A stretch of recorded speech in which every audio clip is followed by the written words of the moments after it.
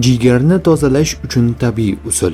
Kun davomida yetarli miqdorda suv ichish moddalar almashinuvini qo'llab-quvvatlaydi va organizmning normal faoliyatiga yordam beradi. Sabzavot va mevalar, ayniqsa lavlagi, sabzi, brokoli, karam, ismaloq, olma, limon bu mahsulotlar antioksidantlar va vitaminlarga boy hisoblanadi.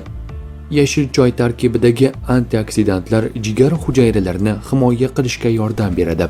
Fast food, chips, kolbasa, ortiqcha shakar va gazli ichimliklarni kamroq iste'mol qilish jigar yuklamasini kamaytiradi.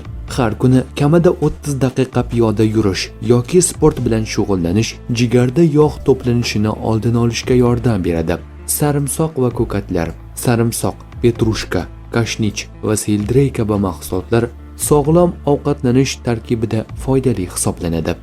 Spirtli ichimliklar jigar hujayralariga zarar yetkazishi mumkin. Shuning uchun ularni cheklash yoki iste'mol qilmaslik tavsiya etiladi. Lavlagi, sarimsoq, limon, brokoli, yashil choy sog'lom ovqatlanish tarkibida jigar faoliyatini qo'llab-quvvatlovchi mahsulotlar sifatida ko'p tavsiya etiladi.